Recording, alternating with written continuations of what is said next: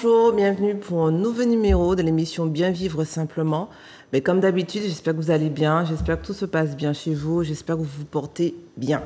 Alors aujourd'hui, alors déjà je l'appelle Jolie, donc elle a hérité de nouveau de notre famille avec moi.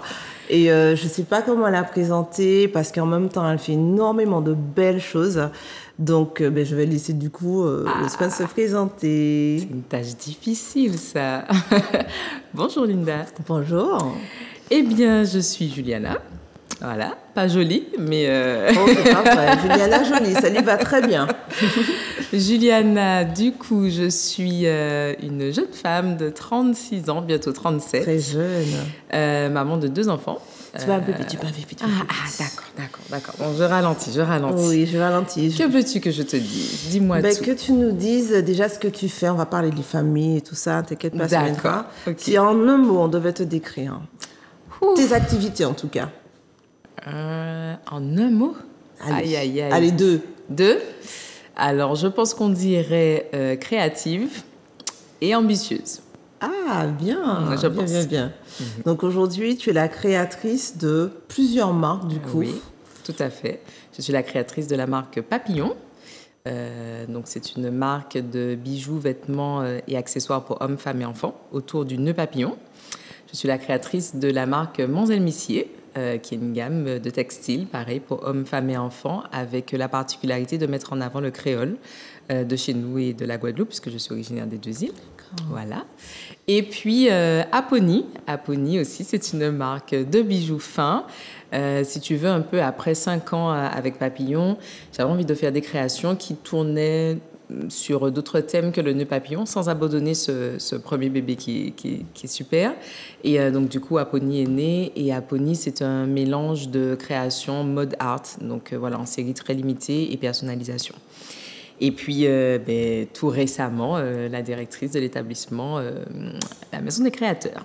Très bien, vous avez vu, hein, elle fait plein de choses. Je sais pas comment commencer avec elle parce qu'elle fait énormément de belles choses. Alors, Juliana, et je maintiens mon Juliana jolie en plus, hein, Juliana. Je t'en prie, ça me Alors, tu es née où? Je suis née au Blanc-Ménil. D'accord. Voilà, dans le 93. Ville que je ne connais pas parce que je suis partie très tôt et on a été s'installer ensuite en Guadeloupe, donc qui est pour moi ma ville de naissance et de cœur. Tu es où en Guadeloupe, tu étais? On a commencé par le centre, donc Pointe-à-Pitre, et puis après on a été habité au Moule. Voilà, d'accord, j'aime beaucoup la Guadeloupe. J'ai vécu quelques années en Guadeloupe. Cool. Ouais, c'est pas pareil. On dit que c'est des îles sœurs, mais je trouve que c'est pas pareil. Non, c'est pas pareil. Il y a un ancrage identitaire qui est différent. Il y a je sais pas, quand on est en Guadeloupe, alors moi c'était l'impression que j'avais, on a l'impression d'être plus caribéen que quand on est en Martinique en fait. C'est ça, mais ça vient de l'histoire. L'histoire en Guadeloupe est pas totalement pareille que celle en Martinique et les gens sont beaucoup plus tournés vers le côté vraiment local, le côté roots, la valorisation vraiment. Donc, et mon père du coup est originaire de la Guadeloupe. Qu'est-ce que tu faisais quand tu étais petite? Qu'est-ce que je faisais quand j'étais petite? De belles choses apparemment. De belles choses, oui, je faisais de belles choses. J'étais pas très cireuse, comme dirait ma maman. Je crois pas. Qu'est-ce que je faisais? Je faisais beaucoup de découvertes. J'étais un peu aventurière. J'ai 3 frères et sœurs, pardon, on est 4. Et celui qui est le plus proche de moi, on a 5 ans de différence. Quand on habitait à la campagne, on aimait aller découvrir un peu, manger des surettes, aller voir, explorer, etc. Puisqu'on a la chance d'avoir vécu sur un grand terrain familial. Et puis j'aimais beaucoup, j'étais très curieuse, mais de tout ce qui était manuel. Tu avais déjà cette fibre-là, c'est ça. D'accord. J'aimais regarder mon papa bricoler, j'aimais regarder ma maman peindre, j'aimais prendre des tissus, les découper, habiller mes poupées, enfin bon, voilà. Ta mère faisait de la peinture aussi? Alors, pas de la peinture artistique, mais la peinture, c'est Michel Morin au féminin, donc je pense que j'ai pas pris ça bien loin. Et en fait, oui, pareil, elle touchait à tout. Et dans mon enfance, quand on a quitté Pointe-à-Pitre, on a été au Moule. C'est parce qu'on avait construit une maison. Donc, du coup, je l'ai vu avec mon papa construire cette maison. Et donc, tu as vu le côté, on va dire, entrepreneur, on y va, on machin. Exactement. Tu as 4 frères et sœurs. Tu es la dernière? J'ai la première. Ah ben oui. Je suis l'aînée. Ah oui, c'est pas pareil. Non, c'est pas pareil. Je suis l'aînée, donc celle qui a, on va dire, l'éducation la plus stricte, celle qui... La toute première. Voilà, c'est ça. C'est celle qu'on prend là comme exemple et puis on se dit, avec elle, on fait tout. Ouais. C'est ça. Et après, ouais, j'ai des frères et sœurs. J'ai 2 frères et une sœur. Tu es restée quand même longtemps toute seule, hein, 5 ans? 5 ans. Ouais. Bien. Et après, il y a un grand écart entre le 3e et le dernier, puisque maman a refait sa vie. Donc, du coup, j'ai 17 ans avec ma sœur, la différence. Et 21 ans avec mon dernier petit frère. Ah oui, oh, c'est bien aussi. Hein, ça. En fait, c'est génial, si tu veux. Ça fait une fratrie un peu hétérogène, homogène. Voilà, on est dans 4 stades de vie différents.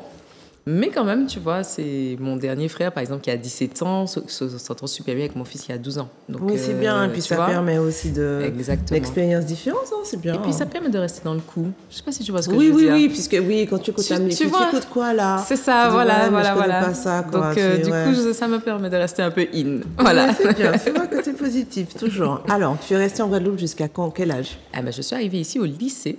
Ah donc, donc tu restais très longtemps en Guadeloupe. C'est pour ça que je te dis, pour moi, c'est mon pays de naissance, jusqu'à très longtemps. Oui, on a vécu là. J'ai fait toutes mes classes maternelles, primaires, collège.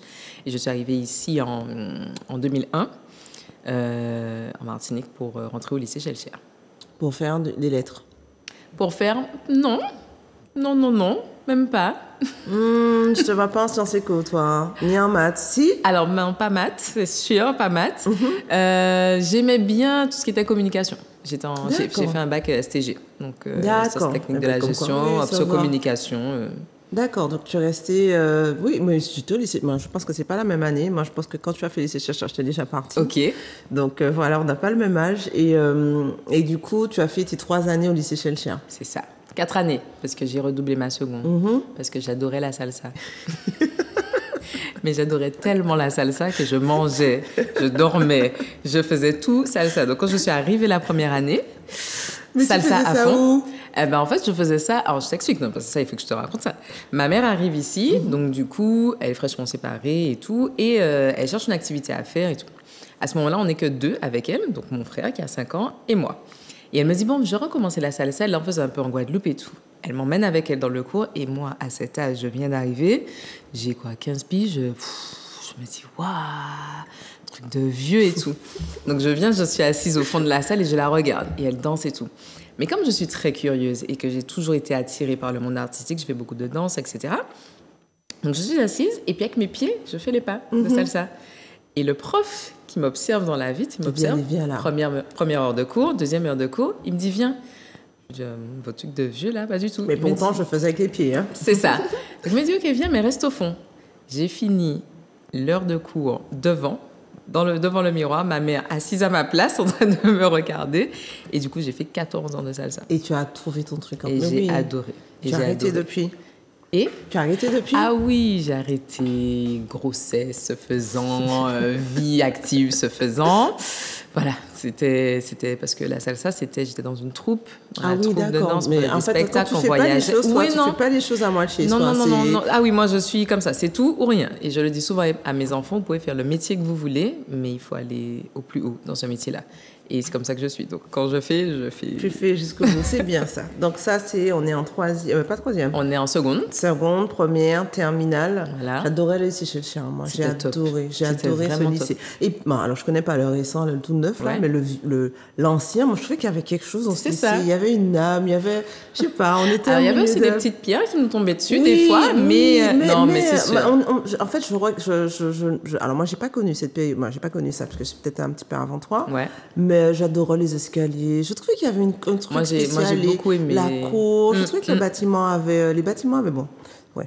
Bon, bref. Allez, donc là, tu es en terminale. C'était donc qu'il était temps de le rénover. Mais enfin, pour moi, j'ai trouvé que c'était de très belles bâtisses. Tu as connu l'espèce de rivalité là, entre lycée Shelcher et lycée Bellevue, bien sûr. Oui, c'était bien sûr. Et pendant le carnaval et tout ça. Aïe, aïe, aïe. Bien sûr. C'était débile, en fait, quand tu regardes avec le recul. Mais bon... Je sais pas en fait pourquoi, mais bon, ça faisait partie du truc. C'est ça. Donc on est en terminale. Ouais. Après la terminale. Après la terminale, au grand désespoir de ma maman, donc j'obtiens mon bac avec mention. Et puis Juliana a décidé qu'elle ne poursuit pas. Elle se dit non, j'en ai marre de l'école, j'ai envie d'aller travailler et tout. Et là, ma mère dépitée, je t'ai dit, la première, on fait les choses bien, etc. Elle me dit, mais non, tu peux pas avoir un bac avec mention et puis tu me dis que tu ne continues pas, ça n'a pas de sens, Juliana. Sauf qu'en fait, je suis très téméraire, j'ai un caractère et je lui dis, ouais, mais en fait, je ne sais pas quoi faire et j'ai pas envie d'aller quelque part juste pour faire. Donc, je me donne un an, etc. J'ai été travailler.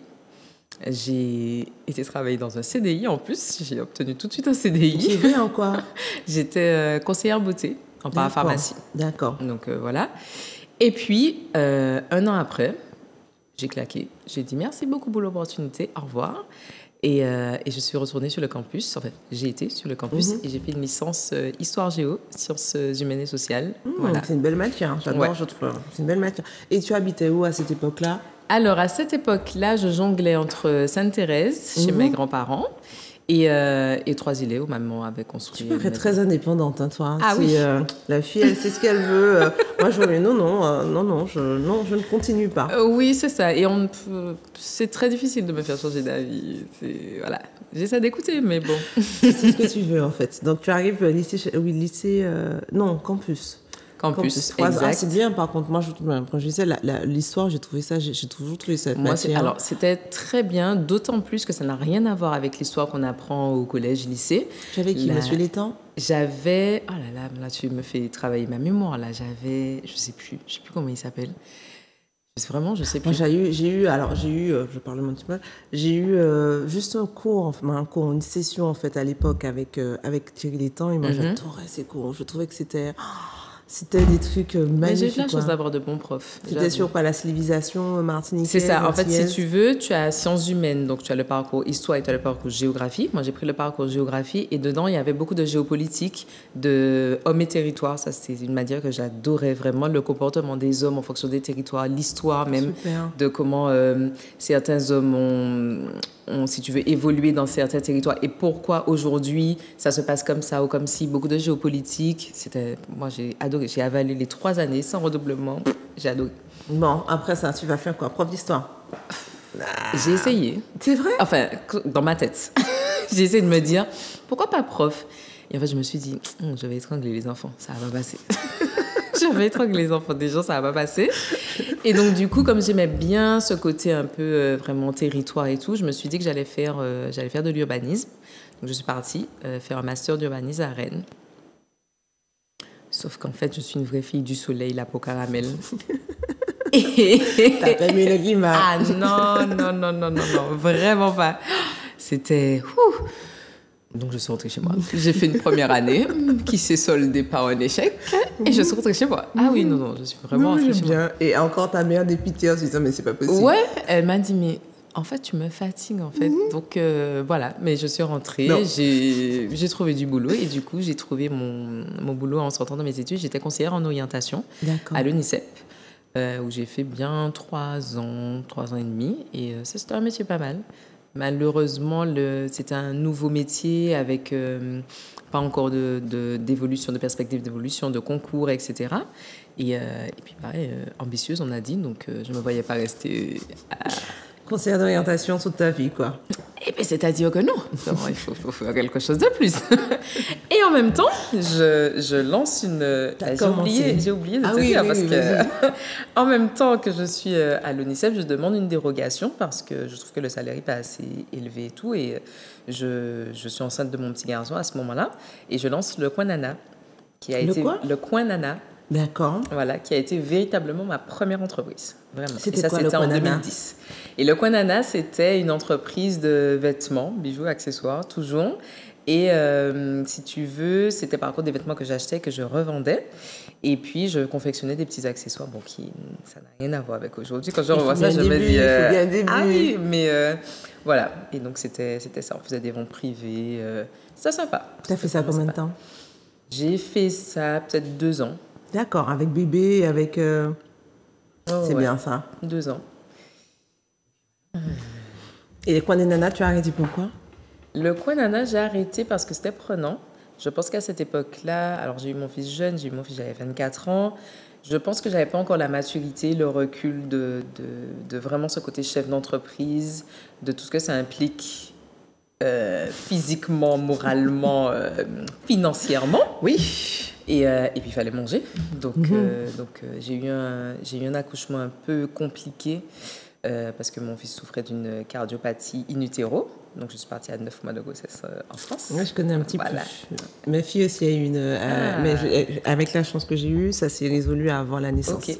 Donc, oui. Ouais, super. Et moi, on m'a fait partir à Necker, à 9 mois de grossesse. Ouais. Donc, au retour, il y a eu beaucoup de dépenses accumulées. Il fallait prendre un logement là-bas, ici, etc. Donc, oui, il fallait manger. Donc, j'ai fait un choix de raison, on va dire. Il y a un domaine dans lequel j'étais très douée et dans lequel j'avais beaucoup d'expérience, c'était la pharmacie, parce que ma maman y travaillait. Et tous mes stages un peu de job d'été, tout, c'était dans ce domaine-là. Donc, j'ai été postulée et de cette époque-là jusqu'à créer Papillon, j'étais dans le domaine de la pharmacie. J'ai fait plus de 10 ans en pharmacie. Ah oui, quand même. Quand même. Dans un peu tous les postes, sauf pharmacien, bien sûr. Mais délégué pharmaceutique, responsable para, commercial, gestionnaire de stock, voilà. Donc, tu maîtrises bien, quoi. Oui, et finalement, tu t'es dit en quelle année? Donc, entre-temps, tu as eu ton petit garçon. Ouais, j'ai une petite fille. Ah oui, d'accord. Une petite fille qui a 4 ans, qui est venue à l'ouverture de Papillon. Alors, je ne sais pas pourquoi, mais j'ai l'impression que mon corps se donne des défis. Non, peut-être que tu es dans une phase un peu créative et que voilà, quoi, tu es en phase de création. Dans tous les sens. On se dit, elle peut. Mais en même temps, tu ne fais pas les choses à moitié. Donc, bon. Ouais, voilà, on va dire que oui. Donc, Papillon est né en quelle année? Papillon est né en 2018. Alors, comment t'es venue Alors, déjà, il faut savoir que Juliana a quitté son emploi, du coup, pour ouvrir Papillon. C'est ça. Comment est-ce que... Parce que je trouve ça très admiratif, vraiment, de se dire, ben oui, bon, allez, je viens d'avoir un enfant, j'ai un travail, allez hop, je les quitte. Et je crée Papillon. Alors déjà, comment t'es née l'idée de Papillon? Alors Papillon, elle va sourire parce que je pense qu'elle va regarder l'émission. Ma meilleure amie qui s'est mariée... Tu peux lui faire un petit coucou, hein? Coucou la meilleure amie. Tania, du coup, qui s'est mariée il y a 6 ans. Et du coup, à cette époque, le nœud papillon n'est pas encore démocratisé comme aujourd'hui. C'est un peu has-been, voilà. Mais quand même, ça reste quand même un petit élément tendance pour les mariages et tout. Donc, elle habite en Guadeloupe à cette époque-là. Et elle m'appelle, elle me dit qu'elle cherche des nœuds papillons dorés et blancs. C'est très précis. Et du coup, qu'elle cherche, mais qu'elle ne trouve pas en Guadeloupe. Est-ce que je peux regarder en Martinique? Je fais Fort-de-France, je fais les centres commerciaux, etc. Rien. Je lui dis, franchement, je ne trouve pas et tout. Et elle me sort. T'as qu'à les faire. T'as qu'à les faire, exactement. C'est comme ça. Et je lui dis, ben non, en fait, parce qu'elle est exigeante, tu sais. Et puis c'est son mariage, c'est une responsabilité. Je suis déjà demoiselle d'honneur. Enfin, je lui dis, ben non. Elle me dit, ah si. Et elle m'envoie un petit coupon de liseré doré qu'elle avait fait faire les ceintures des petites filles avec. Elle me dit, je veux ça dedans, etc. Tu savais coudre? Non. Donc elle te connaît bien, finalement. Ouais. Donc, je ne savais pas coudre. Pire, ma grand-mère, qui aimait coudre, m'a dit un jour, je te donne ma machine à coudre. Je lui dis, mamie, qu'est-ce que je fais avec ça? La pauvre aujourd'hui, voilà, elle avait le nez fin, donc je ne sais pas coudre.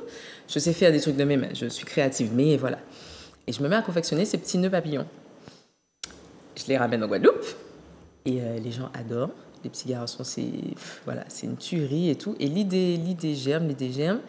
Et puis en 2018, je me dis, donc un an après, je me dis, je vais lancer une entreprise de nœuds papillons. Comme ça. Sans faire étude de marché, sans rien, te dis, hop, j'ai l'idée, ça fait un an. J'ai le nez là. Ouais, ça y va, on y va. Voilà, donc j'appelle ma maman et je lui dis, maman, je vais lancer une entreprise de nœuds papillons. Et je suis enceinte. Non, je n'étais pas encore enceinte. D'accord. Non, je n'étais pas encore enceinte. Elle me dit, je pense que là... Je sais pas, je n'ai même pas les mots. Je pense qu'elle m'a regardée, elle m'a dit, mais qu'est-ce que je vais faire avec toi? Elle me dit, tu vas faire des nœuds papillons. Tu es une enfant brillante, tu as fait des études, tu vas faire des nœuds papillons. Je te jure, si elle écoute, elle va te dire, ouais, c'est vrai. Et du coup, je lui dis, ouais, mais j'ai envie de faire un truc de mes mains. J'en ai marre de travailler pour les gens. Voilà, en plus, j'ai jamais aimé ça.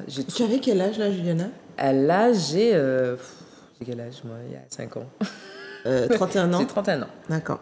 Voilà. Et puis, tu sais, il y avait un petit côté injuste que je n'aimais pas, en tout cas dans ma fonction salariale. Et j'ai un problème avec l'injustice. C'est vraiment un truc qui me heurte. Tu balances? Non, même pas. Je suis Sagittaire. D'accord. Voilà. Et j'ai vraiment un problème avec ça. Et du coup, ne pas pouvoir faire entendre ma voix, ne pas pouvoir défendre un peu mes causes, etc., ça crée en moi une espèce d'émotion qui ne me donne plus envie. Et je me suis toujours dit, de par ce que j'ai vu de mes parents, de ma vie en général, que je ne ferai jamais quelque chose que je n'aime pas et que je ne me forcerai pas. Donc, la vie, c'est qu'elle est. Je ne sais pas quand est-ce que je vais mourir, donc je ferai ce qui me plaira et puis basta. C'est bien. Bon, c'est bien. Oui, c'est bien parce que c'est une philosophie C'est ça. très, comment te dire, simple, Oui. finalement. Oui. Et puis ça te permet de lâcher prise, en fait, en vrai, sur un petit peu tout. Aujourd'hui, j'ai toujours dit, Papillon, c'est mon bébé, c'est... Voilà. Mais... Demain matin, tu sais pas, peut-être que ça sera autre chose. Ça sera autre chose. On a des photos déjà, je crois, de papillons. Elle a des papillons partout sur elle. Oui. Voilà. Des papillons. Elle a commencé... non, mais vraiment... Et donc, du coup, tu as appris à coudre comme ça. Et donc, du coup, j'ai appris à coudre comme ça. C'est toi qui faisais les petits trucs aussi, là? Alors ça, c'est vraiment une collection. Ça, c'est parmi les dernières collections. Au début, j'ai vraiment commencé qu'avec le nœud papillon, décliné en accessoires homme-femme, donc nœud cheveux, nœud... C'est super joli, en plus. C'est très original. Beaucoup. Nœud cheveux, nœud cheville, voilà, des nœuds un petit peu partout. Et ça, c'était toute la première année de papillon. Ouais. Alors oui, moi, j'ai Juliane à côté de moi, donc elle a des papillons au cou, elle a des papillons au bras, elle a des papillons aux doigts, elle a des papillons aux oreilles. Je pense qu'elle doit avoir un tatouage de papillon quelque part. Même aussi. pas. Même pas, oui. Mais c'est peut-être que ça. Donc elle en a un petit peu par. Voilà, c'est les bijoux qu'elle porte en fait. Et donc au fur et à mesure, en fait, tu as développé la gamme. C'est ça, parce qu'en fait, si tu veux, le nœud papillon, c'est quelque chose qui fonctionne bien, du coup, mais tout ce qui est cérémonie, mariage, fin d'année. Mais entre ça, il faut manger. Et il fallait avoir un produit qui puisse être disponible un peu toute l'année. Et j'ai toujours aimé les bijoux. Voilà, donc je me suis dit, tiens, pourquoi pas créer une marque de bijoux qui ne ressemble pas aux autres, parce que c'est ça aussi. Et je voulais quelque chose de simple qui se reconnaisse, papillon, nœud papillon, voilà, tu sais que c'est papillon. Très bien. Elle est bien, vous avez vu, hein, je vous avais dit ça, qu'elle était intéressante. Alors, ensuite, ça c'est papillon, tu as 31 ans. Ouais. Donc papillon évolue, grandit. C'est ça. Et puis j'aime bien l'idée aussi du papillon, tu sais, l'oiseau, voilà, qui dévoile ses ailes. Et puis avec la chrysalide aussi, qui se transforme en chenille, machin. C'est une belle image en fait. Donc Papillon est créé il y a 5 ans. En 2018, ouais. Alors comment tu arrives à gérer tout ça? Parce que du coup, on va parler de ça après, je pense, parce qu'elle a tellement d'autres choses. Je referme cette question-là, on va l'aborder après. Donc 31 ans, tu crées Papillon grandit, vit. Ça. Tu fais quoi après? Après, je tombe enceinte là, du coup, de ma petite fille. D'accord. Voilà, j'accouche dès le 20 mai. 2019. Et le 21, elle a créé une autre entreprise. Presque. Presque. Donc, du coup, qu'est-ce que je fais? Je m'attelle à pouvoir développer cette marque, à vraiment faire en sorte qu'elle soit connue, qu'elle soit reconnue. J'ai vraiment à cœur d'asseoir un peu ce talent qu'on a en Martinique, le savoir-faire qu'on a de nos mains, qui n'est à mon sens pas assez reconnu, d'où mon projet dont on parlera tout à l'heure, qui est très récent. Et pour moi, c'était aussi très important de pouvoir faire des choses de mes mains et de pouvoir faire des choses aussi qui soient de qualité magasin, on va dire.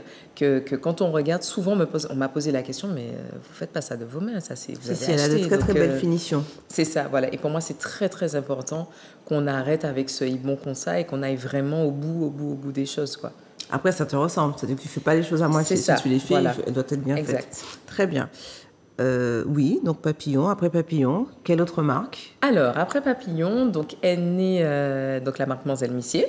Oui, voilà. oui. 2 ans après l'ouverture de Papillon. Voici la photo. 2 ans après quand même. Ouais, 2 ans donc tu as géré ça, la fille elle est au top. Donc Mamzelle, raconte-nous tout de Mamzelle. D'où t'es venue déjà l'idée de Mamzelle? Si tu veux, ça a commencé parce que quand j'étais petite, j'avais pas le droit de parler créole. D'accord. Parce que c'était forme d'irrespect envers les parents, envers les grandes personnes, etc. Et je me suis toujours juré que quand je serais plus grande et que j'allais avoir des enfants, qu'ils allaient pouvoir parler créole parce que ça fait partie de notre identité tout simplement. Je pense que si j'étais née à une autre époque, j'aurais été un peu révolutionnaire ou quelque chose comme ça. Parce que... Sans blague, tu m'étonnes. Donc voilà. Et du coup, j'avais envie de lancer une gamme de textiles. Pareil, quelque chose de simple, mais de fun à porter et tout. Et identitaire aussi. Et identitaire. Et Manzel Missier, ça parlait à tout le monde, vraiment. Il y a aussi la gamme des enfants, donc Tim Manzel et Tim Missier. Et en fait, ce qui a, je pense, a fait la différence, c'est le fait de pouvoir ajouter un adjectif qualificatif en créole sur place. Donc ça veut dire que tu viens et on a établi avec des professeurs de créole toute une liste d'adjectifs en créole et tu peux personnaliser ton t-shirt. Donc, du coup, tu as des Manzel arrogantes, des Manzel ciraises, Manzel prélaises, Manzel nidiaises, enfin voilà, Missier authentique, Missier au combat. Et en fait, l'idée, c'était de trouver des adjectifs positifs en créole, et ça, c'était pas évident. C'est vraiment pas évident, parce qu'en fait, on a souvent l'habitude de parler créole, mais de façon péjorative, malheureusement. Alors, ça tend à changer de plus en plus, puisque là, on est vraiment dans cette reconnaissance-là de notre langue. Mais il y a, du coup, 3 ans, c'était moi ça. Tu sais, c'était vraiment quand tu entendais les gens et du coup, on a pris du temps à trouver vraiment des adjectifs valorisants. On a fait un petit comité avec, il y avait des personnes âgées, il y avait des jeunes. On s'est rendu compte aussi que des adjectifs d'une personne à l'autre voulaient dire des choses différentes. Par exemple, Missy Was ou Manzel Was. Mais pour certaines personnes, ça ne veut pas dire la même chose. Il y a des gens qui vont te dire que Was, c'est mauvais et d'autres qui vont te dire c'est têtu. Moi, on me disait ça souvent quand j'étais petite parce que j'étais têtue. Il y a d'autres personnes qui me disaient, pour eux, c'est quelqu'un de mauvais, de méchant. Donc, tu vois, en fonction aussi un peu du quartier dont tu viens, de l'histoire aussi, de qui tu as côtoyé, etc., de tes aînés, il y avait des différences. Donc, c'était très intéressant. Et jusqu'à aujourd'hui, cette marque-là... Est-ce que tu as remarqué que la façon dont tu expliques les choses aussi finalement te reconnecte aussi à ce que tu as appris au cours de ton histoire, en fait. C'est-à-dire que de tes études. Donc, finalement, tu as réussi à allier un petit peu tes études à ce que tu crées. C'est un petit peu normal aussi, puisque tu es là comme la créatrice. Mais tu arrives, en fait, du coup, tu peux mieux peut-être l'expliquer parce que, justement, tu as eu cette formation-là. Tout à fait. Et pour moi, si tu veux, Papillon, pour moi, c'est la réalisation de moi-même. Vraiment, dans tous ces états. Je pense, à la bonne place. Vraiment. Tu es alignée. Ouais, vraiment. Super. Sans aucun doute. Donc, elle a fait Papillon, elle a fait Mamzelle. Tu sais que l'émission est presque terminée. Aïe, mon Dieu. Tu te rends compte? Est-ce que il faut faire une deuxième, parce qu'on n'a pas fini. Je pense. Elle a trop de choses à dire. Donc, on fait vite aller. Alors, Mamzelle, Papillon et... Apony. Donc, dernier petit bébé. Apony, c'est une marque de bijoux aussi. Bijoux, mais vêtements aussi un peu mode art. Donc, on est vraiment sur des pièces uniques, des séries limitées. Et là, on est beaucoup en collaboration avec d'autres artistes peintres. Et à quand une collection? Parce qu'elle a oublié de vous préciser. Cette femme, elle coud divinement bien. C'est-à-dire qu'elle a la capacité d'inventer un modèle, de faire le patron et tout ça, et de le coudre. Mais elle fait des choses qui sont magnifiques. À quand une collection Jody? Juliana. J'appelle Julie. Ouais, mais ça marche aussi. C'est mon deuxième prénom, ça marche. Eh bien, tu n'es pas la seule à me demander. Ah, mais moi, je t'ai dit, j'achète. Je suis une de tes clientes. Vraiment. Mais vraiment. Mais en fait, Apony, a été créé pour ça. D'accord. Voilà. Donc, à travers ça, tu pourras proposer aussi tes modèles. Parce qu'en fait, il fallait un cadre pour mettre ça. Je fais trop de choses, donc il faut que les gens s'y retrouvent quelque part. Et Apony, c'est ça. Apony, c'est vraiment mon vide créatif. C'est comme ça que je l'explique. Donc, voilà. Ce qui me passe par la tête, que j'ai envie de créer, que je trouve joli, c'est ça. Et ma dernière réalisation, c'est la collection en partenariat avec Miss Martinique, Axel René, et qui est, pour moi, vraiment... top, quoi. Alors, j'ai pas vu ça passer. Peut-être que j'ai raté aussi. Je vais regarder, je vais rechercher. Sur le compte Instagram d'Apony. Mais pas sur le tien. Si, je l'ai. Alors, je l'ai mis en story, c'est vrai. Je l'ai pas mis en post, mais c'est plutôt sur le compte d'Apony. Mais je vais regarder avec grand plaisir. Alors, dernier bébé. Dernier bébé, et pas des moindres. Celui qui me donne les poches, là, sous les yeux, là. Ça se voit pas, elle dit ça, elle n'a aucune poche. Imaginez, hein. Dernier bébé, la Maison des Créateurs, qui, du coup, ouvre ses portes le 7, qui a ouvert ses portes le 7, du coup. Et la Maison des Créateurs, je pense que c'est l'accomplissement de tout ça. C'est ouf. C'est à Fort-de-France, au 11 rue Martin Luther King. On est dans la descente un peu du séminaire collège. On descend comme si on veut retourner vers Fort-de-France, avant l'Assise, avant l'Hacienda, presque en face du garage Speed Auto. La Maison Rose. La Villa Rose. La Villa Rose. La Villa Rose, qui a beaucoup d'histoire aussi, cette maison-là. J'en ai entendu parler de la ville. C'est un très très beau bâtiment. C'est ça. Avec une magnifique vue. Ouais. Exactement. Et d'accord, ok. Donc, la Villa Rose est devenue blanche, mais le petit panneau Villa Rose reste pour la symbolique. Ah oui, elle est très belle cette maison. C'est un immeuble, c'est une maison remplie de petits coins cachés. Et il y a plein de choses à faire. Mais fouf. Ben, ce n'est que début alors. C'est ça, parce qu'il y a un rooftop aussi. Exactement. Où tu peux faire de très non, j'ai déjà vu, j'en ai déjà. C'est-à-dire qu'on a une vue magnifique de Théa Saint-Ville à de France. Si, c'est la Villa Rose. Je pense que vous ne voulez pas la rater, cette maison. On ne peut pas la rater. C'est pas possible. Et puis, dans l'environnement, ouais. Alors, à part la Villa Zéclair, là, qui a été justement... Qui a reçu la subvention Berne. Exactement, oui. Voilà. Et ben, on sera les deux gros bâtiments blancs dans cette magnifique. rue. Moi, je viendrai. Hein. Je ne sais pas où vous serez, là, mais moi, j'irai. Alors, Juliana, je sais qu'on a presque fini l'émission. Ouais. Comment tu fais ? Donne-nous tes secrets, donne-nous tes... je sais pas, comment tu fais? Tu dors? Eh ben, je sais pas. Alors oui, je dors très bien. C'est-à-dire que quand je m'endors, je me réveille pas. Je dors très bien.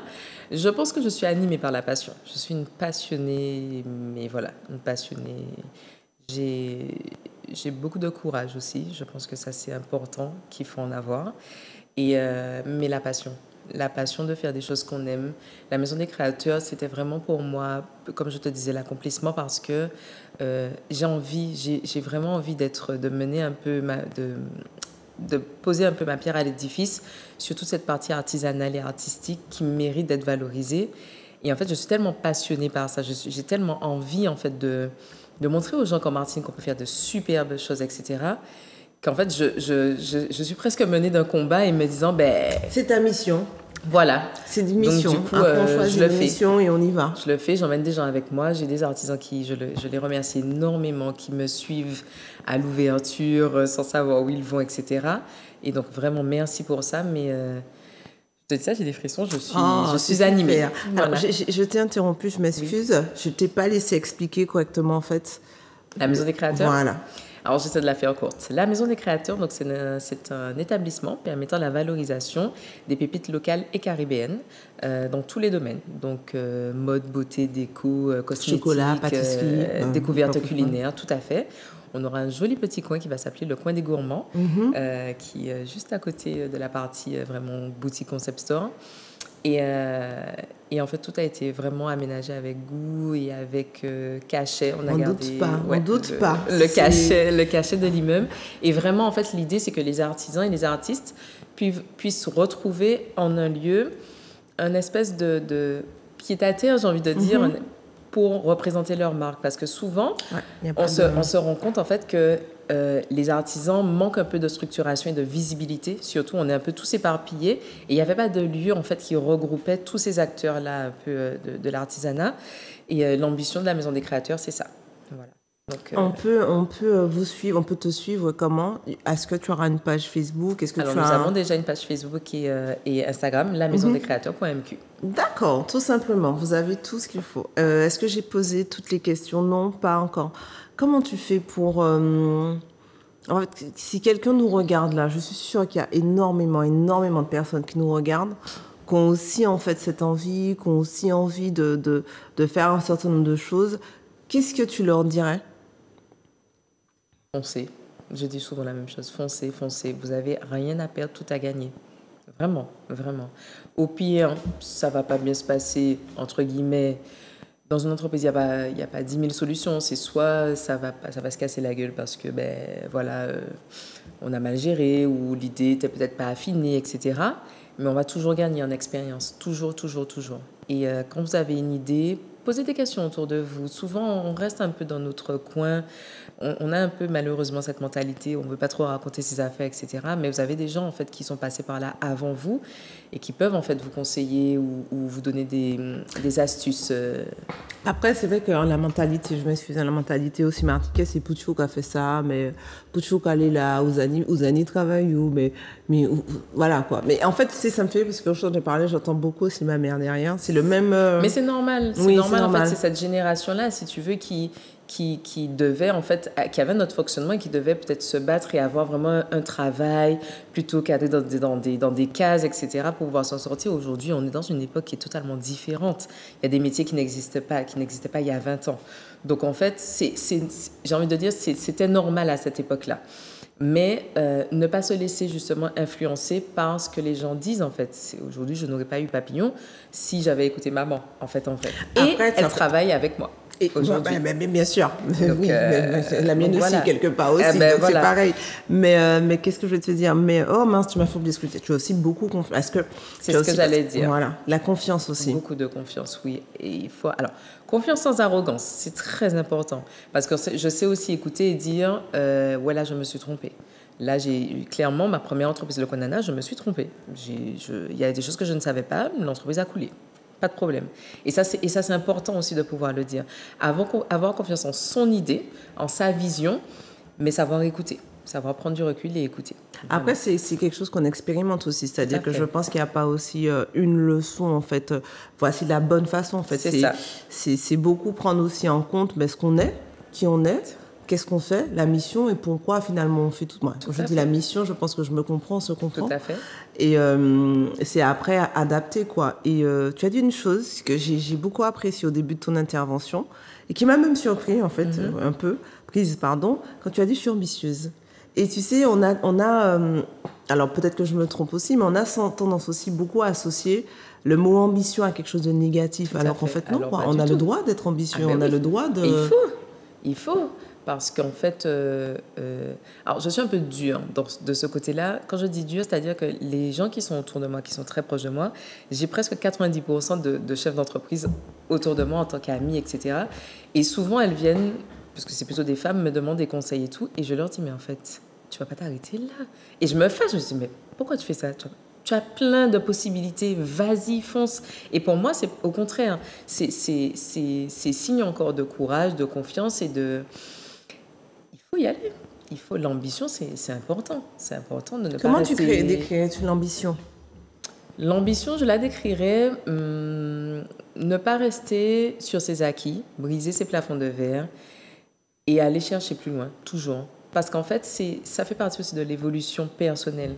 On ne peut pas tout le temps rester, je ne peux pas rester comme quand j'avais 20 ans, avec les mêmes connaissances, c'est pas possible. Tu sais, il y a une expression qui dit que stagner, c'est régresser. Carrément, carrément. Donc ça veut dire en fait qu'on n'a pas envie d'apprendre de nouvelles choses, on n'a pas envie de connaître de nouvelles personnes, c'est triste. C'est vrai, c'est triste, je suis d'accord, je partage donc, totalement. Donc l'ambition pour moi c'est tout ça, c'est vouloir aller de l'avant, vraiment. Qu'est-ce que tu fais? Oui, je pense. Qu'est-ce que tu fais du coup pour... Alors, à chaque fois que je pose la question, mais je me dis, mais en fait, la question est dans la réponse est dans la question, finalement, mais je la pose quand même. Donc, ça peut paraître bateau de poser cette question-là, surtout qu'on a la réponse. Mais du coup, qu'est-ce que tu fais, toi, pour je dis bien vivre simplement, je pense que tu vas comprendre aussi. Qu'est-ce que tu fais, toi? Je regarde mes enfants. Beaucoup. Grandir, évoluer... rigoler, profiter de leur jeunesse, ça me fait beaucoup de bien de les regarder. Je les réprimande aussi, puisque c'est important pour moi. Tu es quel genre de maman, toi? Je pense maman un peu... Vas-y, dis-moi. Un peu cool, mais en même temps strict, quoi, qui ne doit pas jouer non plus sur certaines choses. Moi, je vais te dire, je suis cool, très mais il ne faut douce pas rigoler. Aussi, très douce aussi. Faut pas rigoler. Alors, j'adore les câlins, on fait des câlins, on se dit je t'aime tous les jours, on est très ouvert, on parle de tout. Mais par contre, je suis exigeante. Alors déjà avec moi-même, alors imagine. C'est normal. Je suis très exigeante avec les enfants. J'aime pas les enfants mal élevés. J'aime pas les enfants fainéants, tout ça. Non. Donc très exigeante avec mes enfants, mais je leur rends bien. C'est-à-dire que... Après, ils te voient aussi. C'est-à-dire que je pense que tu es aussi... Alors, je parle un petit peu de moi, du coup. Parce qu'on a tendance aussi peut-être... Alors, surtout pour les mamans, les femmes, en fait, qui nous regardent, on a tendance beaucoup à culpabiliser des fois parce que, bon... Énormément. On va dire que c'est pas forcément le schéma classique d'une maman qui va travailler, qui rentre. C'est pas possible, quoi. Samedi et dimanche, on connaît pas trop. Week-end, encore moins. Donc, toujours en activité, quoi. Et on a tendance peut-être souvent à culpabiliser, mais en fait...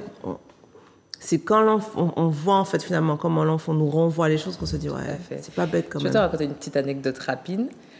À un moment, je suis un peu dans, si tu veux, je suis très prise par un papillon. Je suis déjà dans le projet de la Maison des Créateurs. Et en fait, mes enfants, je les ai un week-end sur 2. Et du coup, je culpabilise un peu de ne pas les avoir fait sortir, etc. Mais culpabilise, je pleure. Parce que ça m'arrive de craquer, parce que beaucoup de pression. Et je suis une humaine jusqu'à aujourd'hui. Et là, je vais voir mon fils et je lui dis, Soso, parce qu'il s'appelle Swan, donc je l'appelle Soso, je lui dis, Soso, je trouve que maman s'occupe bien de vous. Il me dit, bah, oui, pourquoi tu me dis ça? Je dis, parce que des fois, je culpabilise parce que je trouve que je ne veux pas assez sortir. Et là, l'enfant me répond, t'as vu ce qu'il y a autour de nous? C'est grâce à toi. Donc, continue à travailler. Et là, on est presque en train de oui, non, là, c'est fini. C'était... voilà. Mais... pour moi, c'est ça, c'est la beauté. Donc, pour répondre à ta question, mes enfants. Je regarde beaucoup mes enfants et je prends du temps beaucoup pour les gens que j'aime. Vraiment. C'est bien, merci. Là, elle me fait presque pleurer. Tu as quelque chose d'autre à rajouter? Parce que je pense qu'on est déjà... On arrive à la fin de l'émission, du coup. Juste merci. Merci pour tout. Merci la vie. Merci de toutes ces opportunités qui me permettent de parler, de faire les gens me connaître un peu plus aussi. Et je suis très reconnaissante. Gratitude. Exact. Super, mais merci. Moi, j'ai passé un très beau moment. Moi aussi. J'ai beaucoup ri. Vraiment, elle est vraiment marrante et puis d'une simplicité. Et j'espère qu'en tout cas, cet échange va vous aider. Vraiment, l'idée, c'est vraiment qu'à la fin de l'émission, que les gens, quand ils éteignent, se disent « Ah, pourquoi pas, je vais le faire, allez, j'y vais ». Donc, j'espère qu'en tout cas, on aura pu vous véhiculer ça aujourd'hui. Portez-vous bien et au plaisir de vous revoir. À très bientôt.